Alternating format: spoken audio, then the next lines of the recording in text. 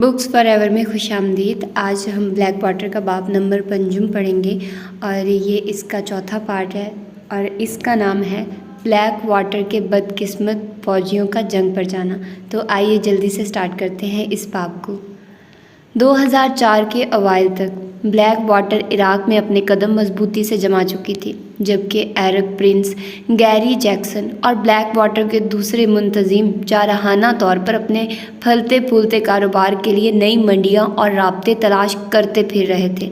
इसके आदमी इराक़ पर अमरीकी कब्ज़े के सरबराह और इराक़ में CPA के चंद इलाकाई दफातर की हिफाजत पर इस तरह मामूर थे कि ब्लैक वाटर को अहम राब्तों के लिए नुमाया मकाम हासिल रहे।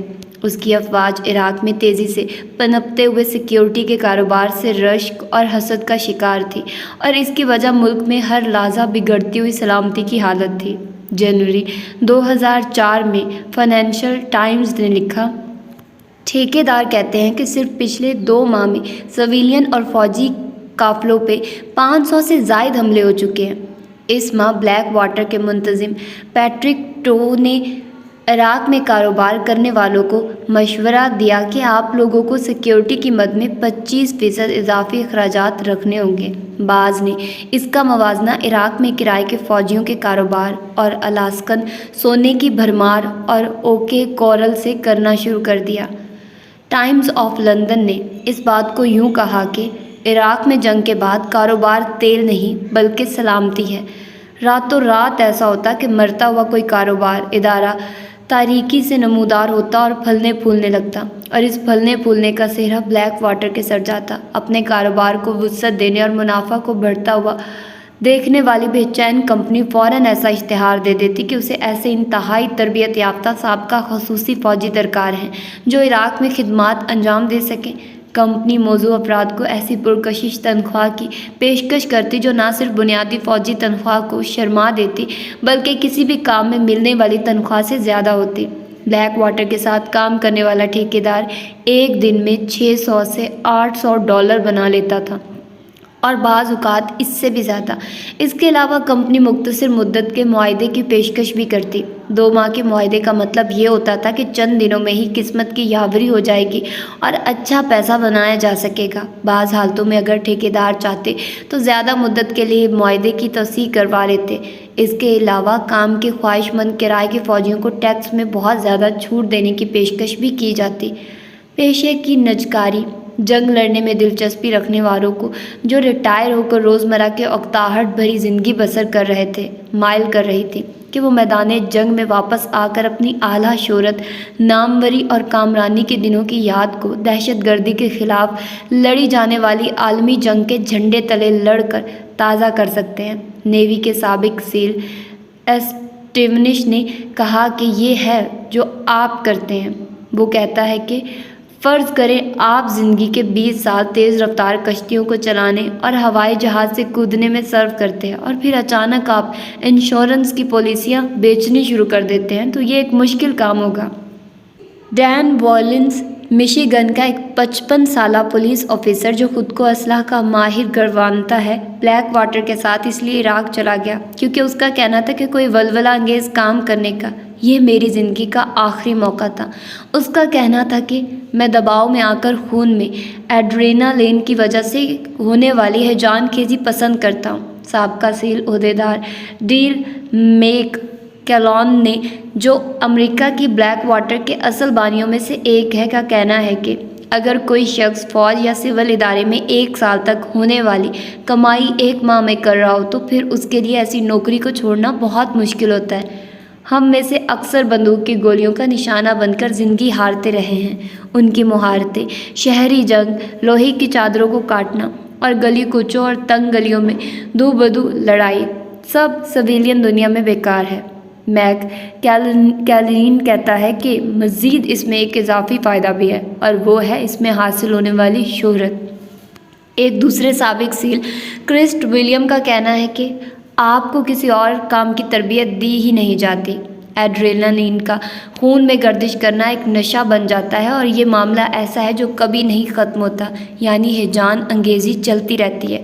خصوصی افواج کے بہت سے سپاہیوں نے، جنہوں نے 1990 کے زمانہ امن خدمات سر انجام دی، مختلف ادوار کی کھلی جنگ سے خود کو لٹا ہوا محسوس کیا۔ وہ دہشت گردی کے خلاف جنگ کو اپنی ناموری کے طور پر دیکھتے ہیں۔ ولیمز کا کہنا تھا کہ ہمیں اپنے ملک کے دفاع کے لیے بہترین منتخب کردہ افراد کے طور پر تربیت دی جاتی ہے۔ ہم وہ ہیں جو واپس جا کر برے افراد کو قتل کر دینا چاہتے ہیں۔ بلیک واٹر کے ایک ٹھیکیدار جس نے افغانستان میں خدمات انجام دی نے اقرار کیا کہ اگرچہ پیسہ ایک بڑا عنصر یا عامل ہے، لیکن یہ سب کچھ نہیں۔ بلیک واٹر کی ترغیب سے عراق جانے والے 38 سالہ سیر اسکاٹ ایچ ہیلونسٹن کا کہنا تھا کہ 9/11 کے واقعے کے بعد میں کچھ بدلہ لینا چاہتا تھا۔ سانولی رنگت والا، خوش تراش GI جو اور متناسب ساخت کا جسم رکھنے والا، ہیلونسٹن واقعی فوج کے لیے ایک چلتا پھرتا اشتہار تھا۔ ایک مرتبہ اس کی بنا قمیض کے ساحل سمندر پر سب سے آگے دوڑتے ہوئے بنائی گئی تصویر نیوی کے پروموشنل کیلنڈر کے سرور کی زینت بھی بنی۔ ریپبلکنز کے ایک قابل فخر خاندان سے تعلق رکھتا تھا۔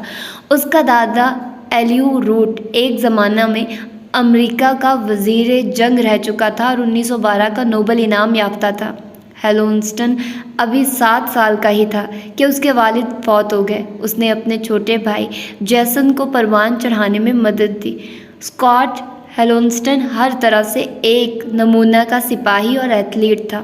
اس نے 17 سال کی عمر میں نیوی کے سخت سیلز پروگرام کو مکمل کر کے نئی تاریخ رقم کی۔ اس نے سیلز میں 12 سال گزارے، جن میں سے 4 سال تک وہ انسٹرکٹر رہا۔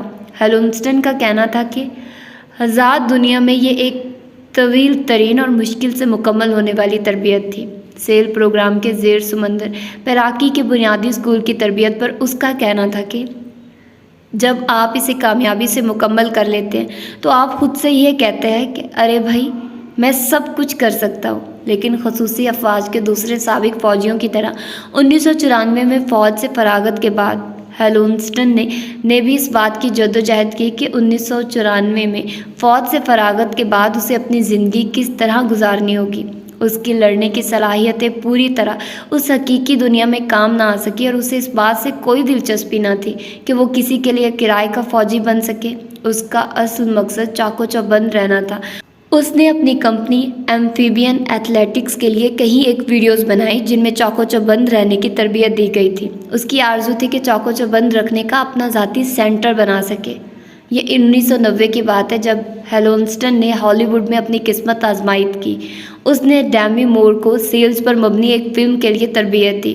GI جین جان ٹراوولٹا کی فلم فیس آف کی مشہور تھی اور فلم میں مختلف سٹنٹس کرنے کے لیے ڈپلیکیٹ کے طور پر کام بھی کیا۔ اس نے ریالٹی ٹی وی پہ اپنے کام کا مظاہرہ کیا، جس میں ایک نمایاں کردار بھی شامل تھا جو خصوصی افواج کے فوجی شو کیمبٹ مشنز میں پیش کیا گیا، جو مارک برنڈ نے پیش کیا۔ ایک نقاد نے ہیلونسٹن کو شو میں غسیل شخص کا مزاج رکھنے والا بتایا، جو ویلن کے طور پر بہت نمایاں رہا۔ وہ بہت جذباتی اور وہ چیزوں کو ایک خاص نظر سے دیکھ کر ان کا مطالعہ کر کے اپنے اوپر کردار کو طاری کرتا ہے۔ برنیٹ نے ہیلونسٹن کے بارے میں بتایا، لیکن آپ کو کیا پتا، اس پر ایک گن لاد دیجیے اور اسے میدان جنگ میں بھیج دیجیے۔ آپ اسے اپنی طرف رکھنا چاہیں گے۔ وہ نیوی کا ایک عظیم سیل ہے اور امریکہ کے بہترین ایتھلیٹکس میں سے ایک۔ دوسری سیریز آدمی بامقابلہ درندہ میں ہیلونسٹن نے مقابلے میں حصہ لینے والا واحد شخص تھا جس نے ایک درندے کو شکست دی۔ اس کا مقابلہ ایک چمپینزی سے تھا جسے بالآخر اس نے پچھاڑ دیا۔ بات کوشش میں کمی کی نہیں تھی، نہ ہی اداکاری کی۔ اداکاری ہیلونسٹن کے لیے ریت میں سے سونا چھاننے کے مترادف تھی۔ وہ تو مسلسل کوشش میں لگا ہوا تھا تاکہ بالآخر اپنی صلاحیت منوا سکے۔ پیسہ اچھا تھا، لیکن یہ کبھی بھی کافی نہ ہوا۔ یہ بات اس کی والدہ کیٹی ہیلونسٹن وینجینیل کو یاد تھی۔ اس کی بیوی پیٹریشیا اس سے طلاق لے چکی تھی، مگر وہ بدستور اس کی اور 2 بچوں کائل اور کیلسے کی مالی معاونت کرتا رہا۔ ہیلونسٹن مقروض بھی تھا جب اس نے یہ سنا کہ سیل کے انگوروں کے باغ سے وہ رس نچوڑ سکتا ہے اور ایک بہت اچھی آمدنی حاصل کر سکتا ہے۔ اسے بس باڈی گارڈ کا کام کرنا تھا جس میں خاص خطرہ نہیں تھا۔ اسے ڈائن کراپ کی جانب سے افغان صدر حامد کرزئی کی حفاظت کرنے کے کام کی پیشکش ہوئی، لیکن چونکہ معاہدہ سال بھر کا تھا لہٰذا اس نے انکار کر دیا کیونکہ ہیلونسٹن اپنے بچوں کو چھوڑنا نہیں چاہتا تھا۔ پھر جب 2005 کے اواخر میں اسے پتہ چلا کہ بلیک واٹر کام دے رہی ہے اور اس کی تعیناتی صرف 2 ماہ کے لیے ہو گئی، اسے یہ خیال اچھا لگا اور اس نے کام کرنے کی حامی بھر لی۔ اسکاٹی کی ماں نے کہا کہ اس نے اس موقع کو اس طرح لیا جو اس کی زندگی بدل سکتا تھا۔ اس کی ماں کا کہنا ہے کہ وہ بولا، میں وہاں جاؤں گا، کچھ پیسہ بناؤں گا، ہو سکتا ہے بہت اچھا پیسہ بن جائے تاکہ میرے حالات بدل جائیں، پھر میں واپس آ کر اپنا نیا کام کروں گا، میں اپنے بچوں سے بس چند ماہ دور رہوں گا۔ اس کی ماں کا کہنا تھا کہ یہی وجہ تھی کہ اس نے بلیک واٹر کا انتخاب کیا۔ جب اسکاٹ ہیلونسٹن اپنے خاندان یا دوستوں سے اس کے متعلق بات کرتا تو وہ لوگوں کو بتاتا کہ میں عراق میں موجود امریکی سفیر کی حفاظت کے لیے جا رہا ہوں۔ بیرونی نجی سیکیورٹی کی دنیا میں آخر بلیک واٹر اسی طرح کا کام کرنے کے لیے تو مشہور تھی۔ مزید یہ کہ کمپنی کو ہیلونسٹن کی طرح سابق سیل کی تربیت یافتہ افراد چلا رہے تھے۔ وہ گھر اور عراق میں موجود اپنے ساتھیوں کے درمیان گردش کرتا رہتا تھا۔ ہیلونسٹن کے ایک دوست مارک ڈیوائن جو نیوی سیل کا ریزرو فوجی تھا اور جسے ہیلونسٹن نے تربیت دی تھی کا کہنا تھا کہ ہیلونسٹن کے پاس ایک جنگجو کا دماغ تھا۔ وہ عراق میں $60,000 بنانا چاہتا تھا اور دیکھتا رہتا تھا کہ وہ جس طرز پر تربیت پا چکا تھا اس قسم کے ایکشن کرنے کا اسے موقع مل سکے جو امن کے سالوں میں سیل میں رہتے ہوئے دیکھنے کو نہیں ملا۔ جب آپ کھیل میں شامل نہیں ہوتے تو آپ اپنے آپ کو کچھ ایسا تصور کرتے ہیں جیسے کوئی جانور پنجرے میں قید کر دیا گیا ہو، جیسے آپ ساری عمر کو فٹ بال کے لیے کھلاڑی کی تربیت حاصل کرتے رہے لیکن آپ کو کھیل میں شامل ہونے کے لیے کپڑے نہیں مل رہے، ڈیوائن نے کہا۔ ہیلونسٹن کے بھائی جیسن کا کہنا تھا کہ اگرچہ ہیلونسٹن نے سیل کے طور پر خفیہ آپریشنوں میں حصہ لیا لیکن اسے یہ یوں محسوس ہوا کہ ان میں سے کوئی بھی ایسا خطرناک نہیں تھا جس سے مقاصد پورے ہوتے ہوں۔ وہ بعض اوقات ایسا محسوس کرتا کہ جیسے اس نے اپنے ملک کا دفاع اور خدمت کی ہی نہیں کیونکہ اس نے اتنے خطرے کا سامنا کبھی نہیں کیا۔ جیکسن ہیلونسٹن نے کہا کہ اسی وجہ سے عراق گیا تھا۔ اس کے عراق جانے سے 2 دن قبل ڈیوائن نے اس سے گفتگو کی تھی۔ اس نے کہا کہ یہ اسکاٹ کے لیے آخری الوداعی سلام تھا اور اس کے مطابق یہ اکھاڑے میں اترنے کا اس کے لیے آخری موقع تھا۔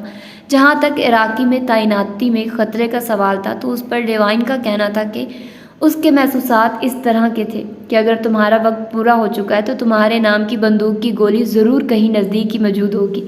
اگر کیٹی ہیلونسٹن پٹینجیل کے بس میں ہوتا تو اس کا بیٹا کبھی بھی عراق نہ گیا ہوتا۔ اسے یاد پڑتا ہے کہ ہم نے اس سے عراق نہ جانے پر کافی بحث کی تھی۔ میرا خیال ہے ہم افغانستان چلے جاتے لیکن مجھے کبھی یہ خیال نہ آیا کہ ہم عراق جائیں گے۔ اسکاٹ کے خیال میں صدام حسین القاعدہ کے ساتھ ملوث تھا۔ وہ جو کچھ کر رہا تھا اس پہ اسے یقین بھی تھا۔ کسی سفیر کی حفاظت یا دوسرے کسی امریکی سرکاری اہلکار کی حفاظت، یہی وہ کام نہیں تھے جو اسکاٹی کو عراق میں کرنا تھے بلکہ اس سے بڑھ کر بھی بہت کچھ کرنا تھا۔ مارچ 2004 کے اوائل میں ہیلونسٹن مایوک نارتھ کیرولینا میں واقع بلیک واٹر کے ٹریننگ سینٹر کے ویرانے میں پہنچا جہاں اسے عراق میں تعیناتی سے قبل 2 ہفتے کی تربیت حاصل کرنی تھی۔ یہاں اسے سیل کے سابق اور دیگر خصوصی آپریشنوں کے لوگوں کے درمیان رہنا تھا۔ کمپاؤنڈ میں پہلے بیچ کے کچھ امریکی کرائے کے فوجی بھی تھے۔ بلیک واٹر نے چلی کے کمانڈو بھی بھرتی کیے تھے جو اگست پینوشیے کے ظالمانہ دور کے تربیت یافتہ تھے جنہیں چند دن قبل بلیک واٹر بذریعہ پرواز شمالی کیرولینا لائی تھی۔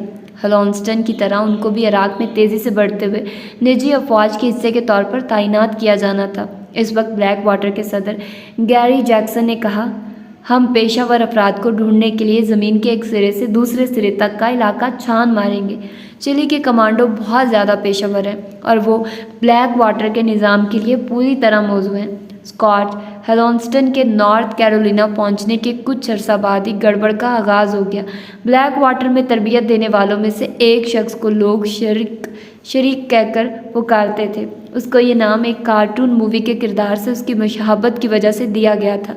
ہیلونسٹن ہر طرح سے بلیک واٹر کے لیے کام کرنے کے لیے پرجوش تھا اور عملی طور پر آگے کی جانب بڑھ رہا تھا، مگر تربیت کے کچھ ہی دیر بعد اس نے ایک ای میل میں بلیک واٹر انتظامیہ کو ازروئے دعویٰ بتایا کہ اس کے اور شریک کے درمیان تنازع کھڑا ہو گیا۔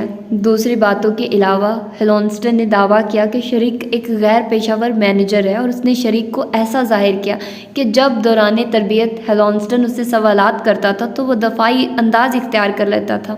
ہیلونسٹن کا کہنا تھا اور اس کا دعویٰ تھا کہ کلاس میں میری شرکت کے دوران میں نے ایسی ناقدانہ رائے دی جس سے کسی طور پر شریک کا غلط ہونا ثابت نہیں ہوتا تھا، لیکن یہ تجربہ تھا جو میں نے اس وقت حاصل کیا جب میں ریاست کے شعبے کا سرٹیفکیٹ کورس کر رہا تھا۔ ہیلونسٹن نے مزید دعویٰ کیا کہ چونکہ شریک نے اس کی رائے اور تجاویز پر رد عمل ظاہر کیا تھا، لہٰذا اس نے اپنی رائے دینا بند کر دی۔ نارتھ کیرولینا میں تربیت کے بعد ہیلونسٹن اور شریک کویت میں ایک ساتھ تعینات ہو گئے۔ وہ مارچ کے وسط میں چلی کے کمانڈوز کی اس ٹیم کے ساتھ کویت چلے گئے جنہیں حال ہی میں بلیک واٹر نے ٹھیکے پر لیا تھا۔ اگرچہ ہیلونسٹن اور شریک کے درمیان تعلقات کشیدہ ہو گئے تھے، تاہم کویت میں تعیناتی ہیلونسٹن کے لیے نعمت غیر مترقبہ ثابت ہوئی، کیونکہ اس کے ریالٹی ٹی وی کے شو کامبیٹ مشنز کے دو دوست جان اور کیتھی پورٹر بلیک واٹر کے آپریشنوں کو چلانے میں اس کے ساتھ تھے۔ اس نے اسکاٹ کے ساتھ کویت پہنچنے کے کچھ دیر بعد اس کے ساتھ ایک ہفتہ گزارا، جو اس کے عراق جانے سے کچھ دیر قبل کی بات ہے۔ کیتھی پورٹر نے یاد کرتے ہوئے کہا، جو بلیک واٹر کے کویت آپریشن چلا رہی تھی جبکہ اس کا شوہر بغداد میں تھا۔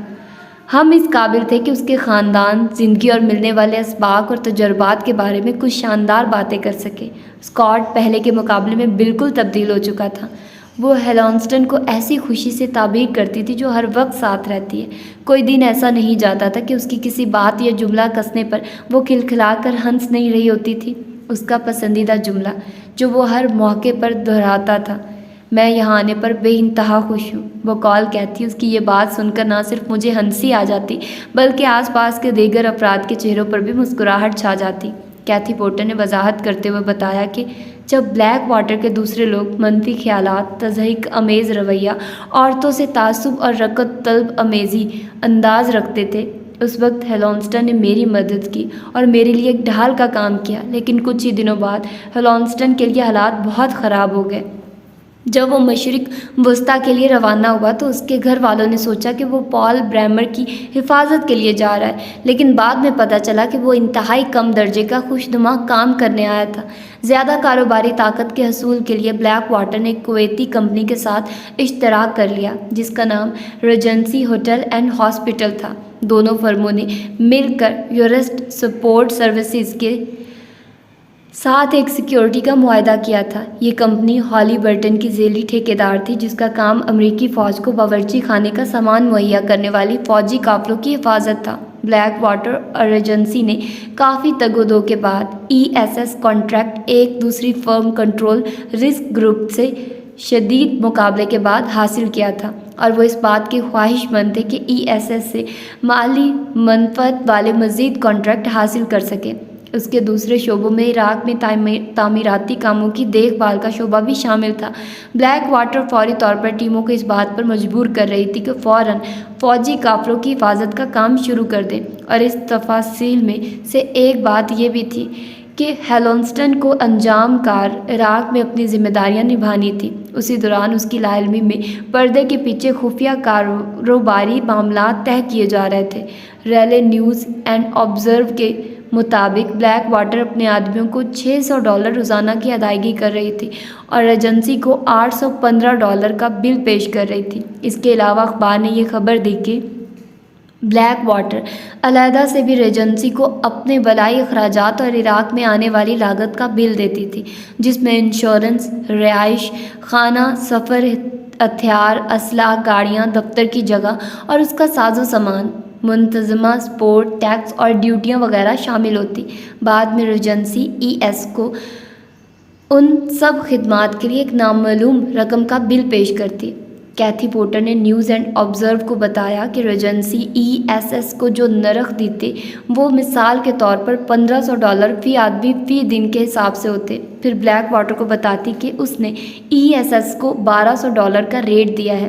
بلیک واٹر ایجنسی کے اپنے معاہدے کے تحت ESS نے ہیلی برٹن کی ذیلی شاخ KBR کا حوالہ دیا، بظاہر یہ اشارہ کرتے ہوئے کہ بلیک واٹر ESS کے ساتھ KBR کے ذیلی معاہدے کے تحت کام کر رہی ہے۔ نیوز اینڈ آبزرو نے خبر دی کہ ESS بلیک واٹر کی خدمات کا استعمال کرنے کے عوض اپنا بل KBR کو پیش کرتی اور نتیجتاً KBR وفاقی حکومت کو انہی خدمات کے استعمال کے عوض ایک نامعلوم رقم کا بل پیش کرتی۔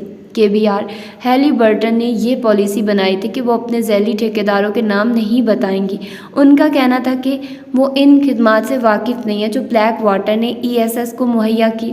بعد میں یہ تنازع کانگریس کی انکوائری کا خاص سبب بنا۔ بلیک واٹر ریجنسی اور ESS کے مابین معاہدہ 8 مارچ 2004 کو طے پایا۔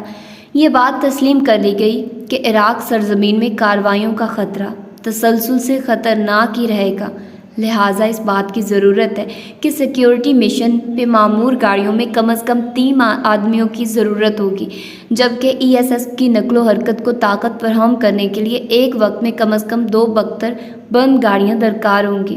جبکہ 12 مارچ 2004 کو بلیک واٹر اور ایجنسی کے مابین ایک ذیلی معاہدہ طے پایا جس میں سیکیورٹی کی وہ شقیں شامل تھی جو اصل معاہدے جیسے تھی، ماں سوائے ایک لفظ بختر بند کے جسے معاہدے سے حذف کر دیا گیا تھا، جس کی وجہ سے بلیک واٹر کے $1.5 ملین بچ گئے تھے۔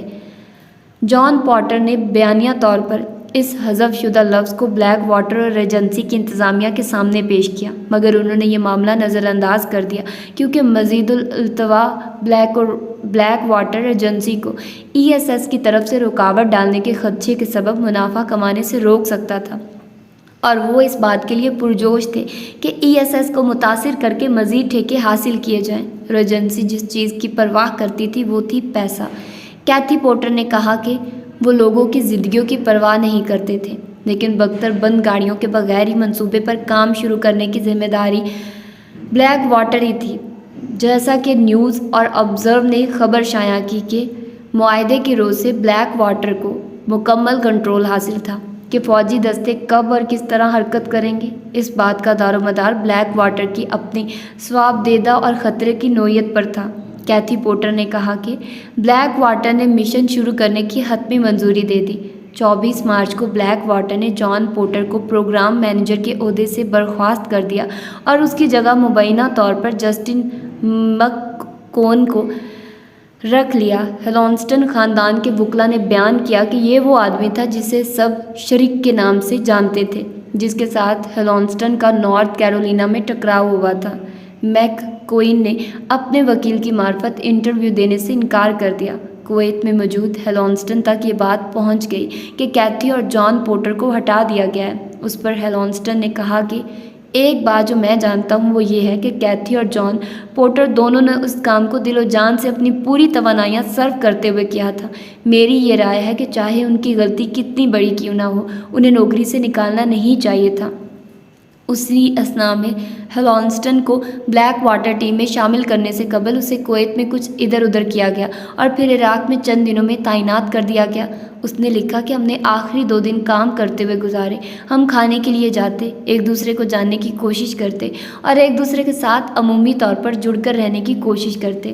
اس نے 27 مارچ 2004 کو لکھا کہ ہمیں بتایا گیا کہ آج سے 2 دنوں بعد ہمیں ایک بس کو اپنی حفاظت میں لے کر بغداد جانا ہوگا۔ ہیلونسٹن نے لکھا کہ وہ اور اس کی نئی ٹیم رات کا کھانا کھانے کے لیے کویت میں باہر نکلے تاکہ آپس میں رشتوں کو مضبوط کر سکے۔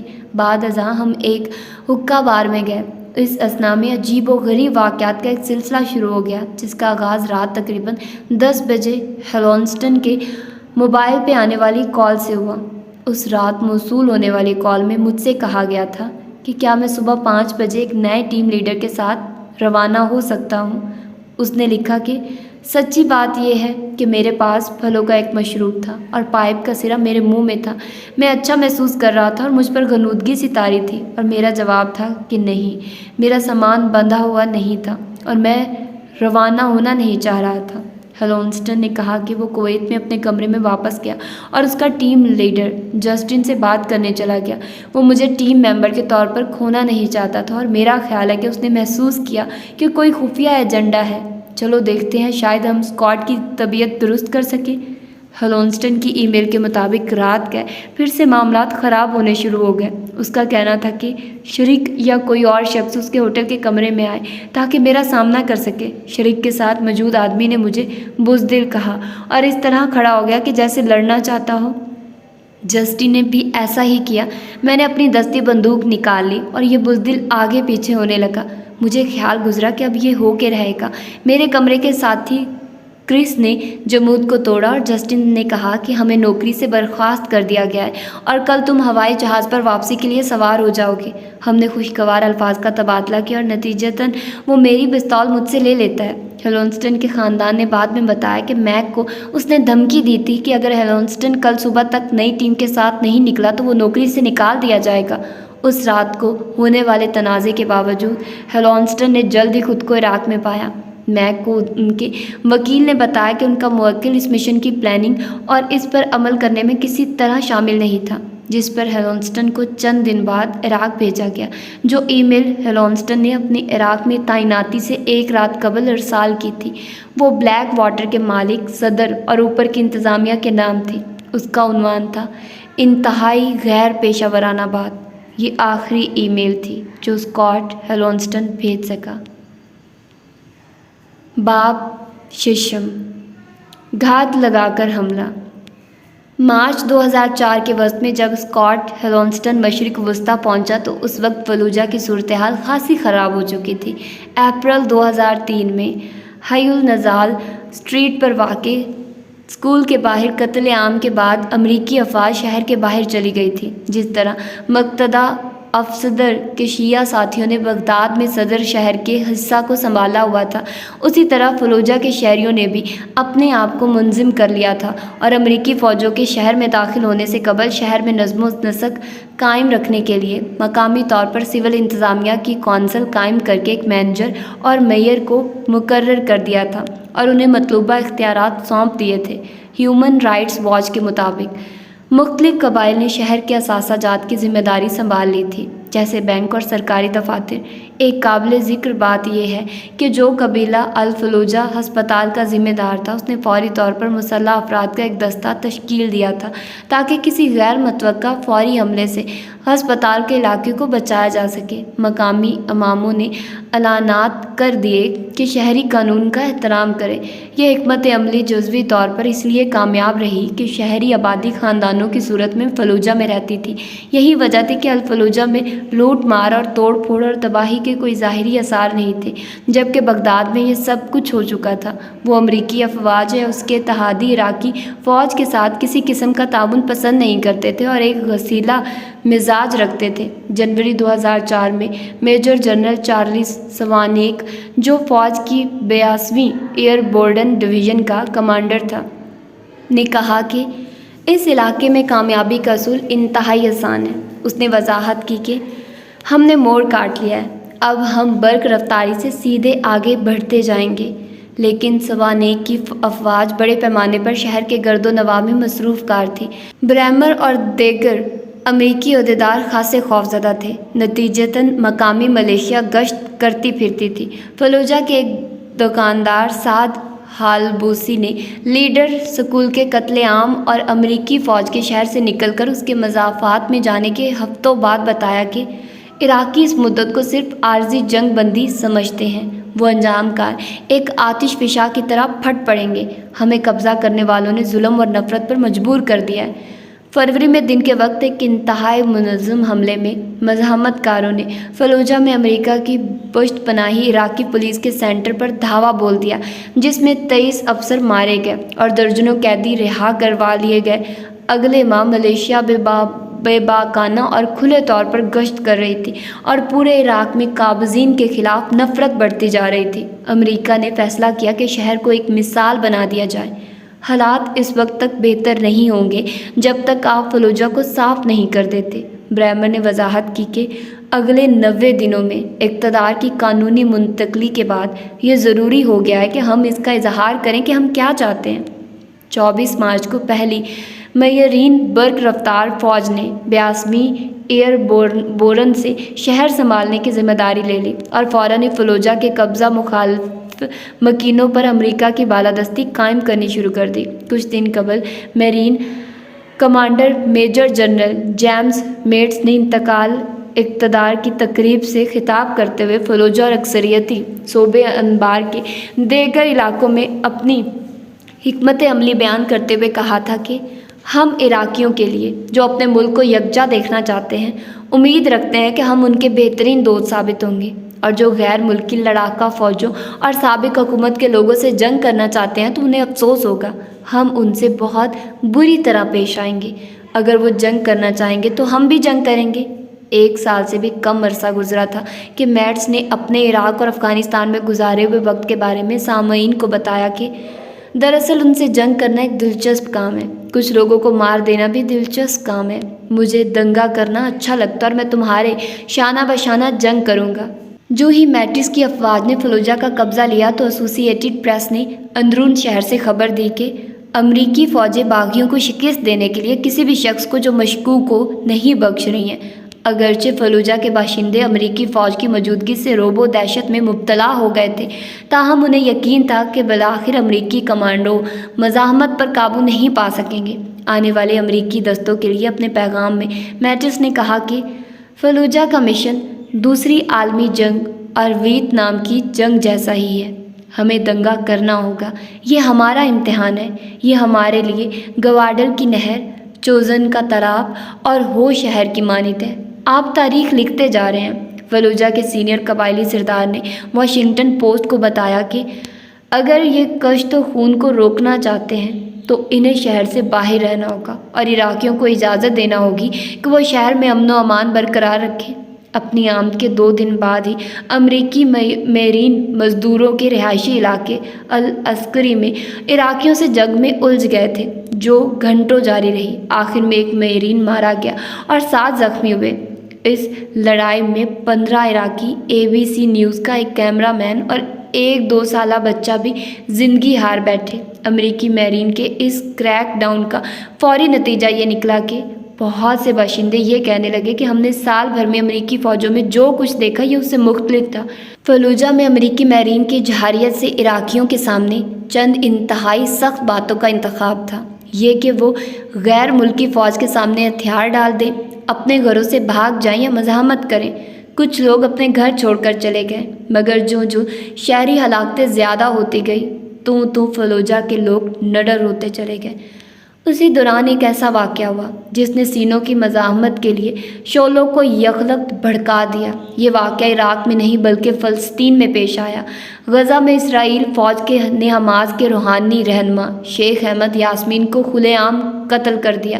وہ اس وقت اپنی وہیل چیئر پر بیٹھے نماز فجر پڑھ کے واپس آ رہے تھے۔ یہ واقعہ 22 مارچ 2004 کو پیش آیا۔ ایک اسرائیلی گن شپ ہیلی کاپٹر نے احمد یاسین اور ان کے ارد گرد موجود کم از کم آدھا درجن افراد پر آگ برساتا ہوا میزائل فائر کر کے انہیں بربریت سے قتل کر ڈالا۔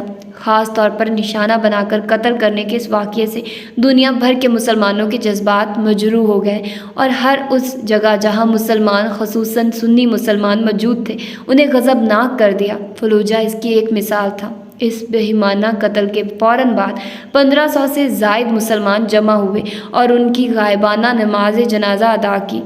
سنیوں کے لیڈروں نے کہا کہ شیخ احمد یاسین کی شہادت ہمیں اس بات پر مجبور کرتی ہے کہ تمام غیر ملکی فوجوں کے خلاف جہاد شروع کر دیا جائے۔ فلوجہ میں عام ہڑتال کے طور پر دکانیں، سکول، سرکاری دفاتر سب بند کروا دیے گئے۔ بہت سے عراقیوں کا خیال تھا کہ عراق پر امریکی قبضہ دراصل اس خطے میں عظیم تر اسرائیل بنانے کے امریکی ایجنڈے کا حصہ ہے۔ فلسطین پر اسرائیلی قبضہ اور عراق پر امریکی حملہ ایک ہی سلسلے کی 2 کڑیاں لگتی تھی۔ الفلوجہ کے ایک رہائشی 64 سالہ مسلح المدفی کا کہنا تھا کہ व्हील चेयर पर एक माजूर बूढ़े का कत्ल, जिसका वाहिद हथियार उसके अपने वतन को आज़ाद करवाने की जदीद ख्वाहिश थी। इसराइल की ऐसी बुज़दिलाना हरकत थी जो ये ज़ाहिर करती थी कि इसराइली और अमरीकी दोनों ही अमन नहीं चाहते। शेख अहमद यास्मीन की शहादत ऐसे वक्त हुई थी जबकि अमरीकी मैरीन ने फलूजा पर जारहाना कब्ज़ा किया था। उसने इस यकीन को पुख्ता कर दिया कि इसराइल और अमरीका का इस मामले में बाहमी गठजोड़ है। आम इराकियों का ख्याल था कि निजी सिक्योरिटी ठेकेदार मोसाद या CIA के लोग हैं। जैसे जैसे अमरीकी मैरीन फलूजा में फैलते गए, फलूजा के रिहायशियों ने हर घर पर हमले और जालिमाना गिरफ्तारियों की खबरें देना शुरू कर दी। अगर अमरीकी मैरीन किसी घर में एक से ज़्यादा बालिग मर्द देखते, वो उनमें से एक को पकड़ लेते। फलूजा के एक रिहायशी खालिद का कहना था कि वो मैरीन हमें तबाह कर रहे हैं और वो फलूजा में बहुत सख्ती कर रहे हैं। 27 मार्च बरोज़ हफ्ता को मैरीन ने एक बयान जारी किया कि वो जारहाना हमलों में मसरूफ़ हैं ताकि लोगों के लिए महफूज और मुस्तहकम माहौल बनाया जा सके। उन्होंने मज़ीद कहा कि कुछ लोगों ने लड़ने का कहकर अपनी किस्मत का फ़ैसला किया है। हम उनसे लड़ेंगे और उन्हें तबाह कर देंगे। अमरीकी मैरीन ने शहर में दाखिल होने वाले मरकज़ी रास्तों को टैंकों, बिख्तर बंद गाड़ियों और सड़क के अतराफ में खंदके खोदकर बंद कर दिया था। फ़ौज के पड़ोस में इस तरह के बैनर नमूदार होने शुरू हो गए जिन पर इस तरह के नारे दर्ज थे: इराक़ी मज़ाहमत पाइंदाबाद, इराक़ के मुअज़्ज़िज़ मज़ाहमतकार जिंदाबाद और सर उठा के जियो तुम फलूजा में हो। जैसे ही अमरीकियों ने फलूजा पर कब्ज़े की मुहिम को आगे बढ़ाया, वैसे ही कई शहरी फलूजा में नकलो मकानी कर गए। जो कुछ अमरीकी हमारे साथ कर रहे हैं, इससे हमारी काबिल फ़ख्र जद्दोजहद कमज़ोर नहीं पड़ेगी। ये बात बगदाद की अल-मुस्तनसिरिया यूनिवर्सिटी के 24 साला मुतालिया अरबी में ग्रेजुएट सादी हमादी ने बताई। उसका कहना था कि हमारे लिए अमरीकी में इसराइलियों की तरह हैं। अमरीकियों ने यह ऐलानात करने शुरू कर दिए कि उनके हमसाया इलाके मैदान जंग में तब्दील हो जाएंगे अगर दहशत गर्दों ने फलूजा नहीं छोड़ा। उस वक्त तक कई ख़ानदान अपने घर छोड़ चुके थे। सर्दियों तक अमरीकी अफवाज फलूजा से निकल चुकी थी। उनका कहना था कि वो इराक़ी अफवाज पर भरोसा करती हैं कि वो उनके लिए काम करेंगी और इस दौरान वो खुद मुतहरिक नहीं रहेगी। न्यूयॉर्क टाइम्स के बैरूनी नामानिगार जॉन बर्नर ने उस वक्त ये रिपोर्ट भेजी थी। रिपोर्ट में मज़ीद कहा गया था कि अमरीकी मैरीन जिन्होंने अभी पिछले हफ्ते 22वीं एयरबोर्न डिवीज़न से फलूजा के इलाके के हाकमाना इख्तियारात लिए थे, ने काम करने का तरीका बदल दिया था। उन्होंने फ़ैसला किया कि फलूजा वापस जाकर पूरी ताकत से बागियों की सरकोबी की जाए, जिसका ये नतीजा निकला कि हर तरफ जंगें शुरू हो गई जिनमें मुत्तहिद मैरीन मारे गए। बहुत से इराक़ी शहरी भी मारे गए, जिनमें से 16 सिर्फ एक दिन में यानी गुज़श्ता जुमा को हलाक हुए। पहली मैरीन डिवीज़न के चीफ ऑपरेशंस ऑफिसर क्लार्क लैथीन ने पूछा कि आप चाहते हैं कि फसादियों को महफूज ठिकाना फराहम करें या आप चाहते हैं कि उनसे सख्ती से निपटें और उन्हें बाहर निकलने पर मजबूर करें। वाशिंगटन पोस्ट के दफाई नामानिगार टॉम रिग्स के मुताबिक शहर में मैरीन का गश्त उनको शहर से वाकिफ़ करता जा रहा था और वो जानबूझकर हालात को ख़राब कर रहे थे। शहर में बागी जवाब देने के लिए तैयारियां कर रहे थे, जिनमें दुकानें बंद करने की वार्निंग, सड़कों पर रुकावटें खड़ी करना और खड़ी हुई कारों के पीछे घात लगाकर बैठना वगैरह शामिल था। हत्ता कि 30 मार्च 2004 को ब्रिगेडियर जनरल मार्क कैमिट ने रिपोर्टरों को बताया कि अभी तक मैरीन फलूजा में होने वाली बातों से खुश हैं और उम्मीद करते हैं कि अपने काम को जारी रखेंगे ताकि एक महफूज माहौल बन सके और वो इराक़ के सूबे की तामीर नौ कर सके। दर हकीकत अमरीका एक ऐसी इश्तियाल अंगेज़ी को जन्म दे रहा था जिसकी जद में ब्लैक वाटर का स्क्वाड हेलोन्स्टन और 3 दीगर किराए के फ़ौजी 24 घंटों से भी कम मुद्दत में आने वाले थे, ज़िबा की हुई भेड़ की तरह। जेरी ज़वव को दहशतगर्दी के ख़िलाफ़ जंग शुरू होने से कई साल कबल एक अमरीकी सिपाही था। उसने 19 साल की उम्र में अमरीकी फ़ौज में शमूलियत इख्तियार की और फिर उसने तरक्की करते हुए ख़ुसूसी अफ़वाज में अपनी जगह बना ली। बल आखिर वो फ़ौज का रेंजर बन गया। ये कर्वेशियन अमरीकी अपनी मर्ज़ी और ख्वाहिश से अपने वालिदैन के वतन यूगोस्लाविया में तैनात था। 1990 के वस्त में जब सिविल वार छिड़ी हुई थी, उस वक्त उसके ख़ानदान के मुताबिक वो खुफिया कार्रवाइयों में मसरूफ़ था। वो आज़ाद ख्याल, ज़िद्दी और हौसलामंद किस्म का शख्स था। یوگوسلاویا کے بعد اس نے ایلیٹ گرین بیرٹ کی تربیت حاصل کی، لیکن اسے کبھی بھی ٹیم کے ساتھ کام کرنے کا موقع نہیں ملا۔ 1997 میں زوووکو نے فوج کو خیر بات کہہ دیا۔ اس کی ماں دینیکا زوووکو نے یاد کرتے ہوئے کہا کہ اس نے حکومت کے لیے خدا جانے کیا کیا کیا تھا، جس کے متعلق وہ ہمیں بتاتا نہیں تھا۔ ہمیں نہیں پتا وہ کیا بات تھی۔ مجھے آج تک یہ پتہ نہیں چل سکا کہ وہ کیا کرتا رہا تھا۔ اس نے ایک دفعہ مجھے چاندی کے ڈالر کے برابر تانبے کے چند ٹوکن دکھائے تھے، جو اس نے کہا تھا کہ ضرورت پڑنے پر وہ ان لوگوں کو جو جاننا چاہتے ہوں گے کہ وہ کون ہے انہیں دکھائے گا۔ اس کی ماں نے اپنے بیٹے جیری کے ساتھ ہونے والی گفتگو یاد کرتے ہوئے کہا کہ اس نے کہا تھا کہ امی، فوج کا رینجر بننا آسان ہے کیونکہ یہ ایک جسمانی کام ہے، لیکن خصوصی افواج میں شامل ہونا آپ کی ذہانت پر مبنی ہے۔ 1998 میں زوووکو نجی سیکیورٹی کمپنیوں کے ایک ایسی دنیا میں داخل ہو گیا جس کے بارے میں عوام عموماً کچھ نہیں جانتے۔ ان میں سے ایک سب سے بڑی کمپنی ڈائن کارپ نے اس کی خدمات حاصل کر لی۔ اسے خلیج عرب کی ریاست قطر میں رکھا گیا، جہاں وہ امریکی سفارت خانے میں کام کر رہا تھا۔ وہیں اس نے عربی سیکھی۔ یہ کام اتنا بڑھا کہ وہ ایک پیشہ ور نجی سپاہی کے طور پر کام کرنے پر آمادہ ہو گیا۔ وہ متحد عرب امارات میں خوب گھوما پھرا اور وہاں خاصی کنجوسی سے اپنی رقم خرچ کرتا رہا۔ جب کبھی اس کی ماں دینیکا زوووکو اپنے بیٹے سے یہ پوچھتی وہ ان غیر ملکی جگہوں میں کیا کرتا پھر رہا ہے، تو وہ اپنی ماں کو ہمیشہ وہی بات بتاتا کہ وہ صرف سفارت خانے کی دیکھ بھال اور اس کے باورچی خانے میں کام کر رہا ہے۔ اس نے اپنی ماں کو ہمیشہ یہی بتایا کہ وہ اپنی ملازمت کے دوران پورے 7 سال صرف باورچی خانے میں ہی رہا۔ پھر اس کی ماں کا لہجہ بدل جاتا اور وہ شک بھرے لہجے میں کہتی کہ اب مجھے پتہ چل گیا کہ وہ واقعی باورچی خانے میں کام نہیں کر رہا تھا۔ جب امریکی فوجوں نے عراق پر قبضہ کیا تو اگست 2003 کے اواخر میں زوووکو نے ورجینیا سے متعلق ملٹری پروفیشنل ریسورسز انکارپوریٹڈ میں نوکری کر لی، جہاں اس کا کام عراقی فوج کے سپاہیوں کو تربیت دینا تھا۔ اس کے عراق جانے سے چند ماہ پہلے کا ذکر ہے کہ زوووکو کی ماں نے اس سے پوچھا کہ کہیں تم کوئی کرائے کے فوجی یا اس قسم کی کوئی چیز تو نہیں بن گئے ہو؟ تم کہیں اپنی زندگی کو کسی دوسرے کے لیے خطرے میں تو نہیں ڈالتے ہو؟ اس نے کہا، امی، میں اپنی زندگی خطرے میں نہیں ڈال رہا، بلکہ میں تو عراقیوں کی تربیت دینے جا رہا ہوں۔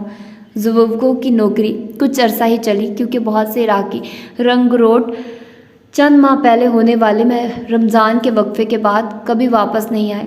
زوووکو بلیک واٹر نے جو عراق میں تعیناتی کے لیے جارحانہ انداز میں لوگوں کو بھرتی کرنے میں مصروف تھی، اپنے یہاں ملازم رکھ لیا۔ یہ نوکری زوووکو کے لیے 2 پہیے والی ایسی گھوڑا گاڑی ملنے کی مانند تھی جس میں 2 ہی افراد سوار ہوتے ہیں، خصوصاً اس لیے کہ اس کا ساتھی ویس باٹالونا جو ہوائی کا ایک سخت جان فوجی رینجر تھا اور پاناما میں 1989 میں اور صومالیہ میں 1993 میں اس کے ساتھ رہا تھا، اب بھی اس کے ساتھ تھا۔ عراقی فوجیوں کو تربیت دینے کا دورانیہ اگرچہ کم ہی تھا، تاہم دونوں کی خوب نبھی۔ جب ٹریننگ کا کام الگ حصوں میں تقسیم ہو گیا تو انجام کار فروری 2004 میں باٹالونا کو واپس عراق بلا لیا گیا اور زوووکو کو بلیک واٹر نے لے لیا۔ انہی دنوں مجھے جیری نے ٹیلی فون کیا، زوووکو کی ماں نے بتایا۔ وہ سنجیدہ تھا۔ اس نے کہا کہ آپ کو کچھ لکھنا ہوگا۔ میں نے کہا وہ کیا ہے؟ کہنے لگا کہ یہ ایک انشورنس پالیسی کا نمبر ہے۔ میں نے جواب دیا کہ اگر مجھے انشورنس پالیسی کا نمبر ہی لکھنا ہوگا تو تمہیں پھر گھر واپسی کی راہ لینا ہوگی، اور میں نے ٹیلی فون بند کر دیا۔ دینیکا زوووکو نے اپنے دوسرے بیٹے کو بھی یہ ہدایات دی کہ اگر جیری کال کرے تو اس کو وہی بات کہے جو اس نے زوووکو سے کی تھی۔ یہ پہلی دفعہ تھا جب اس نے جیری سے بحث کی تھی اور اسے گھر آنے کو کہا تھا۔ اس نے مجھے یہ نہیں بتایا تھا کہ وہ بلیک واٹر کے لیے کام کر رہا ہے، دینیکا نے کہا۔ جب جیری نے دوسری دفعہ کال کی تو اس نے کہا کہ وہ ایسٹر کے تہوار کے رات کے کھانے پر گھر پر ہوگا۔ وہ سب گرجا جائیں گے اور وہ خاندانی کاروبار سنبھالے گا۔ لیکن ایسٹر سے چند ہفتے پہلے 30 مارچ کی صبح زوووکو اور باٹالونا بلیک واٹر کے ایک اور کرائے کے فوجی ٹینیسی کے 38 سالہ مائک ٹیگ کے ساتھ بلیک واٹر کی ایک ٹیم میں شامل ہو گئے۔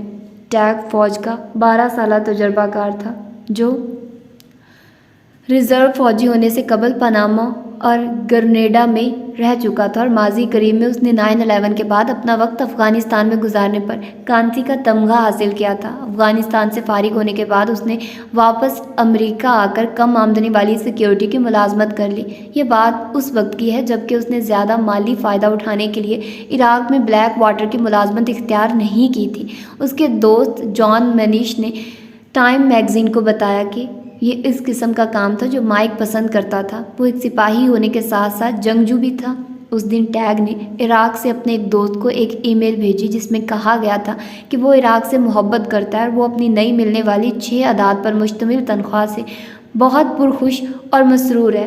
اس ملغوبہ ٹیم کا چوتھا نمبر وہ چہرہ تھا جسے زووفکو اور باٹالونا نے بغداد میں کبھی نہیں دیکھا تھا۔ یہ سیل کا سابق اہلکار اسکاٹ ہلوسٹن تھا۔ اس کا کام ان چند ٹرکوں کی حفاظت تھا جو فلوجہ کے قریب سے باورچی خانے کا سامان لیتے اور پھر ایک فوجی بیس پر اتار دیتے۔ یہ بلیک واٹر کے نئے معاہدوں میں سے پہلا تھا جس کے تحت ESS کے کیٹرنگ، کھانے پینے کے سامان کے قافلوں کی حفاظت کرنا تھا۔ مشن سے پہلے باٹالونا نے اپنے ایک دوست سے شکایت کی کہ گروپ نے اس سے پہلے کبھی بھی کام ساتھ نہیں کیا ہے، اور اس سے بھی زیادہ اہم بات یہ تھی کہ صرف ادھوری ٹیم کو مہم پر بھیجا گیا۔ بقیہ 2 اشخاص کو بلیک واٹر کے کمپاؤنڈ میں لکھت پڑھت کے خدمات کے لیے روک لیا گیا۔ پھر ایک بات یہ ہوئی کہ انہیں بختر بند گاڑیوں کے بجائے عام گاڑیاں دی گئی۔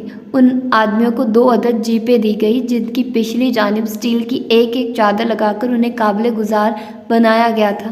30 مارچ 2004 اسکاٹ ہلوسٹن کے لیے عراق میں کام کرنے کا پہلا حقیقی دن تھا۔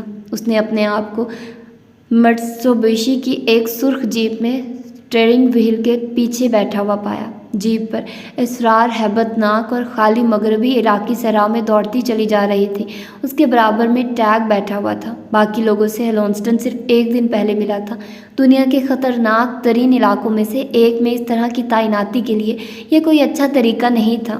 پیچھے آنے والی نزدیکی سیاہ پجاروں کو بھاری بھرکم جاری زووفکو چلا رہا تھا۔ اس کے برابر میں 48 سالہ باٹالونا تھا جو اس گروپ کا سب سے زیادہ عمر رسیدہ شخص تھا۔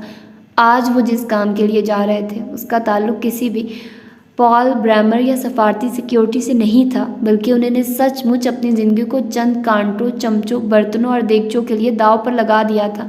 ان آدمیوں کو روزانہ $600 اس لیے نہیں دیے جا رہے تھے کہ انہوں نے کوئی بڑا کارنامہ سر انجام دینا تھا، بلکہ اس کی وجہ یہ تھی کہ کام صحیح طور پر انجام پائے اور ان کے کام کی لاج رہے۔ آج اگر باورچی خانے کا سامان تھا تو کل سفیر کی حفاظت بھی ہو سکتی تھی۔ ماضی پر نظر ڈالے تو ہر طرح کی وجوہات تھی جن کی بنا پر وہ چاروں اس مشن پر نہ جاتے۔ پہلی بات یہ کہ ان کی ٹیم پوری نہیں تھی، 2 افراد کم تھے۔ CIA اور اسٹیٹ ڈپارٹمنٹ کا کہنا تھا کہ وہ کہیں بھی 4 افراد کو دشمن کے علاقے میں نہیں بھیجیں گے۔ جہاں یہ لوگ جا رہے تھے ایسے علاقے میں بھیجے جانے والے افراد کی کم از کم تعداد 6 ہونی چاہیے۔ اگر ان کی تعداد پوری ہوتی تو تیسرے شخص کے پاس ایک بھاری سا مشین گن ہونی چاہیے تھی جو 180 درجے زاویے پر گھوم سکے تاکہ کسی بھی حملہ آور خصوصاً پیچھے سے حملہ کرنے والوں کو مار گرا سکے۔ فلوجہ جانے سے چند دن قبل ہلوسٹن نے اپنی سابقہ بیوی ٹریسیا کو ای میل میں لکھا کہ میں ایک متعین کردہ ڈرائیور ہوں اور میں اپنے ساتھیوں پر بہت زیادہ انحصار کرتا ہوں کہ وہ جنگی میدان کا انتخاب کریں۔ تیسرے آدمی کی غیر موجودگی کا مطلب یہ تھا کہ مسافر کو گاڑی چلانے کے ساتھ ساتھ ہونے والے حملوں سے اپنا دفاع بھی خود ہی کرنا ہے۔ یہ لوگ محفوظ گاڑیوں میں زیادہ بہتر رہتے بجائے اس کے کہ انہیں وہ گاڑیاں دی گئی جو عام طور پر غیر ملکی ٹھیکیدار زیادہ استعمال کرتے رہے تھے، جنہیں عراق میں عموماً گولیوں کے مقناطیس کہا جاتا ہے۔ ان آدمیوں کو مشین گن مہیا کی گئی اور انہیں سفر کرنا تھا۔ اس کے بارے میں آنے والے ممکنہ خطرات کے بارے میں بھی بتایا جانا تھا اور سننے کی خبروں کا اچھی طرح جائزہ لینا تھا، مگر کہا جاتا ہے کہ مشن بہت جلد بازی میں ترتیب دیا گیا۔ ان تمام باتوں پہ مقدم یہ بات ہے کہ ہلوسٹن کو اس خطرناک علاقہ میں جس میں وہ سفر کرنے والا تھا اس دن کسی مناسب نقشے کی مدد کے بغیر بھیج دیا گیا۔ ان سب باتوں کو مد نظر رکھ کر ان چاروں کو یہ کہہ دینا چاہیے تھا کہ صورتحال سے ہم مطمئن نہیں اور ہم کسی طور پر بھی نہیں جا رہے۔ آخر کو وہ فوج کے حاضر سروس جوان تھے نہیں تھے، بلکہ جنہیں حکم عدولی پہ کسی کورٹ مارشل کا خطرہ ہوتا۔ آخر میں زیادہ سے زیادہ یہی ہوتا کہ وہ انکار پہ اپنی ساکھ کھو بیٹھتے اور اپنی تنخواہ کے چیک کھو دیتے۔ ہیلونسٹن کے دوست اور سابق بلیک واٹر کے ملازم کیتھی پارٹر نے نیوز اینڈ آبزرو کو بتایا کہ وہ مشن پہ ہرگز نہ جاتے، لیکن یہ لوگ دھن کے پکے ہوتے ہیں اور ہر قسم کے حالات میں اپنا مقصد حاصل کر لیتے ہیں۔ سو وہ مغربی عراق کے خاموش صحرا میں اترتے چلے گئے۔ یہ تصور کرنا مشکل ہے کہ ان آدمیوں نے راستے میں آنے والی مشکلات پہ بات نہ کی ہوگی۔ ان دنوں غیر عراقیوں کے لیے فلوجہ کے نزدیک کہیں بھی جانا ایک خطرناک کام تھا، اور یہ بات جاننے کے لیے انہیں کسی انٹیلیجنس کی ضرورت نہیں تھی۔ امریکی میرین شہر میں بڑی جارحانہ مہم کے وسط میں تھے، اور فوج کا کوئی بھی صحیح الدماغ شخص صرف 4 آدمیوں اور بنا کسی بڑے آتشی اسلحے کے فلوجہ کی طرف جانے کی جرات نہیں کرتا تھا۔ بلیک واٹر کی انتظامیہ یہ بات اچھی طرح جانتی تھی۔ اپنے ESS کے ساتھ معاہدے میں بلیک واٹر نے یہ بات واضح کر دی تھی کہ جس قسم کے خطرات فلوجہ، الرمادی، التاجی اور الحا میں ہیں، حالیہ واقعات کے پیش نظر جن میں سویلین افراد تشدد کا نشانہ بنے، وہاں جانے والی ہر گاڑی میں سیکیورٹی کے کم از کم 3 اہلکار ہونے چاہیے۔ موجودہ اور آنے والے وقت میں حالات یوں ہی رہیں گے اور خطرہ اسی طرح سر پر منڈلاتا رہے گا۔ لہٰذا مشن کو کامیابی اور پوری طرح انجام دینے کے لیے ضروری ہے کہ مشن پر جانے والوں کی ٹیم کم از کم 6 افراد پر مشتمل ہو۔ اس خاص مشن سے پہلے ہی فلوجہ کے حالات قابو سے باہر تھے۔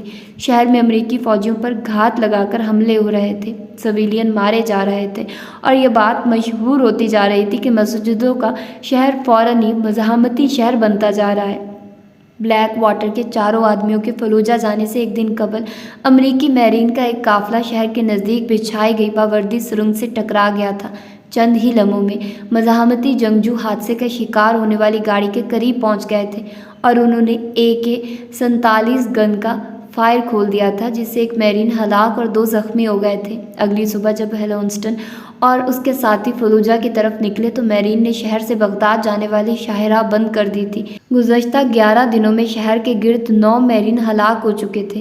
گزشتہ چند ماہ سے حالات بظاہر پرسکون تھے، مگر صدموں اور تکالیف کے ملبے میں ایک دیو انگڑائیاں لے رہا تھا، اور ہیلونسٹن اور بلیک واٹر کے دیگر 3 ٹھیکیدار اس کا شکار بننے والے تھے۔ ان کی قسمت میں لکھا تھا، یا شاید ان کے پاس کوئی نقشہ نہیں تھا، کہ 30 مارچ کی رات ہیلونسٹن اور دیگر 3 راستہ گم کر بیٹھے۔ علاقہ میں موجود امریکی فوج سے رابطہ کیے بغیر وہ تکون میں کچھ دیر چلتے رہے۔ وہ ایک میرین بیس، جسے حال ہی میں کیمپ فلوجہ کا نام دیا گیا تھا، کیمپ تک پہنچ گئے اور آگے جانے سے پہلے وہاں رات بسر کرنے کا انتظام کر لیا۔ عراق میں یہ بات مشہور ہے کہ بہت سے حاضر سروس فوجی کرائے کے فوجیوں سے دل میں حسد رکھتے تھے۔ اکثر سپاہی بھی جانتے تھے کہ ہیلونسٹن اور اس کے دیگر ساتھی ایک دن میں جتنا کما لیتے ہیں اسے کمانے کے لیے انہیں پورا ہفتہ درکار ہوتا ہے۔ تو یہ بات تعجب خیز نہیں تھی کہ بلیک واٹر کے آدمی اس فوجی بیس یا فلوجہ کیمپ میں مہمان خصوصی نہیں رہے ہوں گے۔ اس کے باوجود 4 آدمی وہاں آ دھمکے اور ان کے ساتھ ہی کھاتے پیتے رہے۔ فلوجہ کیمپ کا ایک میرین آفیسر ان سے ناراض تھا، اور اس نے انہیں کاؤ بوائز کا خطاب دیا اور کہا کہ بلیک واٹر کے آدمیوں نے کمانڈروں یا بیس میں موجود کسی دوسرے فرد کو اس معاملے کی اطلاع نہیں دی کہ ان کا مشن کیا ہے۔ ان کے نکلنے سے ایک دن قبل کسی وقت ہیلونسٹن نے اپنی ماں کو فون کیا، جس نے بتایا کہ وہ اپنے بیٹے کے وہاں ہونے سے خود کو بیمار محسوس کر رہی تھی، لیکن حقیقت یہ ہے کہ اس نے اپنی ماں کو کئی دنوں سے ٹیلی فون نہیں کیا تھا۔ اس وقت لیزبرگ فلوریڈا میں آدھی رات ہو چکی تھی اور اس کی ماں کے فون کی گھنٹی بند تھی۔ لہٰذا ہیلونسٹن نے اپنی ماں کے نام پیغام چھوڑ دیا کہ امی ہر چیز ٹھیک ہے، پلیز آپ پریشان مت ہو، میں جلد گھر آ جاؤں گا اور میں آ کر آپ کا خیال رکھوں گا۔ کچھ ہی دیر بعد اسکاٹ ہیلونسٹن ہائی وے 10 پر پجارو دوڑا رہا تھا، جو شاید دنیا کے انتہائی خطرناک ترین شہر کی طرف سیدھی چلی جا رہی تھی، اور جس میں ہلکے اسلحے سے لیس CIA کے پجاروں میں نظر آنے والے 4 امریکی بیٹھے تھے، جنہوں نے آنکھوں پر سیاہ چشمے چڑھائے ہوئے تھے، اور اس وقت صبح کے 9:30 بجے تھے، اور شہروں مسجدوں کا شہر جاگ رہا تھا اور انتظار کر رہا تھا۔ قصبہ کا مرکزی راستہ ایک گنجان آباد پٹی پر واقع ہے جس پر ریسٹوران، قہوہ خانے اور بازار واقع ہیں اور لوگوں کا ہجوم رہتا ہے۔ اس صبح کسی وقت ان چاروں آدمیوں کے فلوجہ آنے سے قبل گواہوں کے مطابق نقاب پوشوں کے ایک چھوٹے سے گروپ نے کسی قسم کا دھماکہ کر دیا تاکہ گلیاں لوگوں سے صاف ہو جائیں اور دکاندار اپنی دکانوں کے شٹر گرا دیں۔ جو ہی قافلہ شہر کی حدود میں داخل ہوا تو نقاب پوش وہاں سے نکل گئے۔ ایک ویڈیو میں جس کے بارے میں کہا جاتا ہے کہ مزاحمت کاروں کے گروپ نے تیار کی تھی، باغیوں نے دعویٰ کیا ہے کہ انہیں اس قافلے کی آمد کی خبر پہلے ہی مل چکی تھی اور ان کا خیال تھا کہ اس میں امریکی انٹیلیجنس کے ایجنڈے تھے۔ ایک وفادار مجاہد آیا جو اسلامی جہادی فوج کا ایک جاسوس تھا۔ اس ویڈیو میں دکھایا گیا کہ اس نے ہمارے کمانڈر کو بتایا کہ CIA کا ایک گروپ حنابیہ جاتے ہوئے فلوجہ سے گزرے گا۔ ان کے ساتھ حفاظتی دستے نہیں ہوں گے اور انہوں نے سادہ کپڑے پہنے ہوں گے۔ یہ اس لیے کیا گیا ہوگا تاکہ وہ مجاہدین کے ہتھے نہ چڑھ جائیں، کیونکہ فلوجہ سے جانے والا ہر امریکی مارا جائے گا۔ بلیک واٹر کے نمائندوں نے بعد ازاں بتایا کہ امریکہ کی مقرر کردہ پولیس کے یونٹ جان بوجھ کر ان کی حفاظت کرتی ہوئی شہر تک لائے۔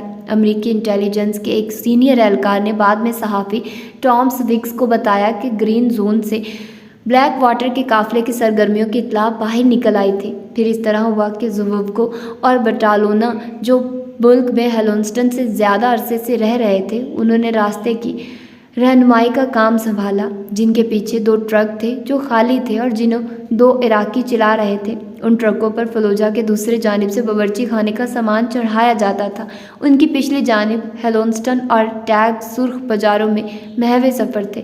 ان کے شہر میں داخل ہونے سے تھوڑی دیر قبل قافلہ کی رفتار کم ہو گئی۔ ان کی دائیں جانب دکانیں اور مارکیٹیں تھیں اور بائیں جانب خالی جگہ۔ جو ہی گاڑیاں بالکل رک گئی۔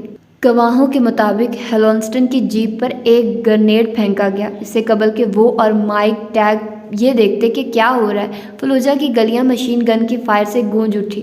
گولیوں نے بازاروں کی ایک طرف اس طرح چھیل دی جس طرح نمک برف کو ادھیڑ دیتا ہے۔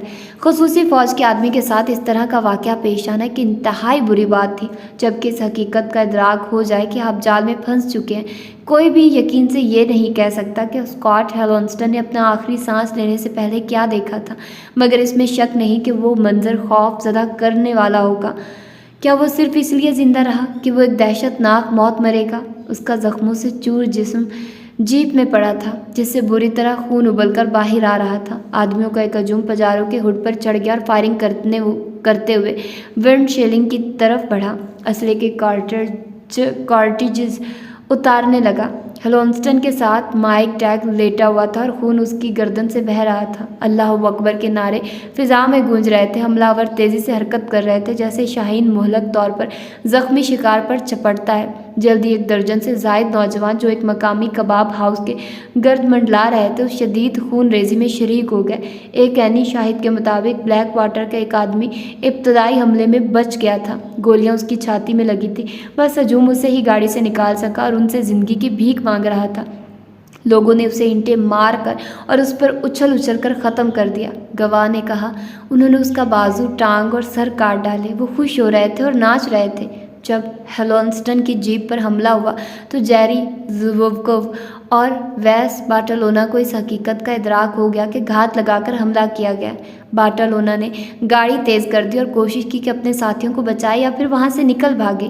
ایک سابق نجی فوج کے کارکن کے مطابق بلیک واٹر اپنے آدمیوں کی اس طرح تربیت کرتی ہے کہ اگر کسی گاڑی پر گھات لگا کر حملہ کر دیا جائے تو اس کی مدد مت کرو۔ انہیں سکھایا جاتا ہے کہ ایسی جگہ سے نکل جاؤ کہ تمہارا اپنا بچ جانا ہی دانش مندی ہے۔ لیکن جیپ میں تھوڑے سے اسلحے اور ایک مشین گن چلانے والے کے ساتھ باٹالونا اور زوووکو بھی ایسے ہی تھے جیسے کہ مردہ ہوتا ہے۔ کچھ ہی لمحوں میں جیسے ہی ان کی جیپ دوسری گاڑی سے ٹکرائی انہوں نے اپنے آپ کو گولیوں کی بوچھاڑ میں پایا۔ زوووکو کی کھوپڑی اڑ گئی تھی۔ باٹالونا کی ہوائی کی قمیض گولیوں سے چھلنی ہو چکی تھی اور سر ایک طرف کو ڈھلک گیا تھا۔ سڑک پر اگلی جانب ہجوم ہیلونسٹن کی جیپ کے ٹکڑے کر رہا تھا۔ اسلحہ اور دیگر سامان لوٹا جا چکا تھا۔ کوئی پٹرول لے آیا اور اسے گاڑی اور مردہ جسموں پر چھڑک کر ماچس دکھا دی۔ جلدی وہ شعلوں میں گھر گئے تھے۔ اس قتل عام کی ویڈیو میں جو مزاحمت کاروں نے بنائی تھی، گاڑیوں کے ہارن بجنے اور ماں کے نعروں کی آوازیں سنائی دیتی ہیں۔ شدید خون ریزی کے دوران صحافی جائے وقوع پر آ کر تصاویر اتارتے رہے جو آنے والے کل میں انتہائی نفرت سے دیکھی جانی تھی۔ جو ہی اصل حملہ آور فلوجہ کی بگلی گلیوں میں غائب ہوئے، وہاں موجود مجمع بڑھتا ہی چلا گیا اور اس کی تعداد 300 نفوس سے تجاوز کر گئی۔ جلی ہوئی جیپ سے جھلسی ہوئی لاشیں نکال لی گئی اور آدمی اور لڑکوں نے ان کی ٹانگیں اور بازو الگ الگ کر کے انہیں واقعی ٹکڑے ٹکڑے کر دیا۔ کچھ آدمی اپنے جوتے لاشوں پر برسا رہے تھے، جبکہ دوسرے دھاتی پائپوں اور بلیچوں سے سوختہ لاشوں کے حصوں کو ٹکڑے ٹکڑے کر رہے تھے۔ ایک نوجوان ایک لاش کے سر پر اس وقت تک ٹھوکریں مارتا رہا جب تک کہ وہ دھڑ سے الگ نہیں ہو گیا۔ ایک نوجوان کیمرے کے سامنے ایک چھوٹا سا بینر اٹھائے ہوئے تھا جس پہ ایک کھوپڑی اور اس کے نیچے 2 ہڈیاں انگریزی حرف ایکس کی شکل میں بنی ہوئی تھی اور جو اعلان تھا کہ فلوجہ امریکیوں کا قبرستان ہے۔ نعرے لگنے شروع ہو گئے کہ ہم اپنے خون اور جانوں کو اسلام پر قربان کر دیں گے۔ جلدی ہجوم نے 2 لاشوں کو گہری سرخ اوپل سٹینڈان کی پچھلی جانب باندھ دیا اور انہیں کھینچتے ہوئے فرات کے مرکزی پل تک لے گئے۔ دوسری لاش کو ایک ایسی کار سے باندھا گیا جس پر حماس کے مقتول لیڈر شیخ احمد یاسین کا پوسٹر لگا ہوا تھا۔ راستے میں کسی نے لاش کی کٹی ہوئی دائیں ٹانگ کو اینٹ باندھ کر اسے بجلی کی تاروں کی طرف اچھال دیا۔ پل پر لوگ لوہے کی کڑیوں پر چڑھ گئے اور انہوں نے ہلونسٹن اور ٹیگ کی جھلسی ہوئی زندگی سے محروم باقیات کو دریا کے اوپر ٹانگنا شروع کر دیا۔ ہیبت ناک منظر ابھر رہا تھا۔ ان کی لاشیں تقریباً 10 گھنٹوں تک فرات کے اوپر لٹکی رہی، ایک فوجی کے الفاظ میں ذبح کردہ بھیڑیوں کی طرح۔ بعد میں لوگوں نے لاشوں کو کاٹ کر نیچے پڑے ہوئے ٹائروں پر پھینک کر ایک دفعہ پھر آگ لگا دی۔ جب آگ بجھ گئی تو لاشوں کے جلنے سے بچ جانے والے حصوں کو باندھ کر ایک گدھا گاڑی پر لاد دیا گیا اور اسے فلوجہ میں گھماتے ہوئے انجام کار میونسپل کی عمارت کے سامنے جا کر پھینک دیا گیا۔ درجنوں عراقی گدھا گاڑی کے پیچھے دیکھتے ہوئے جلوسوں کی شکل میں چل رہے تھے اور چلاتے ہوئے گاتے جا رہے تھے، بش تمہیں کیا چیز یہاں لے کر آئی تھی کہ تم نے لوگوں کے ساتھ ظلم زیادتی کی؟ ایک آدمی نے انتباہ کیا کہ یہ ہے فلوجہ، آنے والے تمام امریکیوں کا انجام۔ یہ عراقی جنگ کا موغادیشو جیسا سما تھا، لیکن اس میں 2 بنیادی باتیں مختلف تھیں۔ قتل ہونے والے آدمی امریکی فوجی نہیں تھے، وہ کرائے کے فوجی تھے، اور جیسا کہ صومالیہ میں 1993 میں ہوا تھا، اس سے مختلف یہاں یہ تھا کہ امریکہ یہاں سے بھاگ نہیں رہا تھا، بلکہ اس کے بجائے بلیک واٹر کے ان 4 سپاہیوں کی موت ایک تشدد آمیز امریکی محاصرے کو بڑھاوا دینے والی تھی جس کی بے نظیر مزاحمت ہونا تھی، جو وسط بغداد کے 1 سال بعد تک جاری رہنا تھی۔ تو یہ تھا بلیک واٹر کا سیکنڈ لاسٹ پارٹ۔ اگلا پارٹ جو ہوگا وہ اس کا لاسٹ پارٹ ہوگا۔ تو ملتے ہیں انشاءاللہ اس کے اگلے پارٹ میں۔ ٹل دین اللہ حافظ۔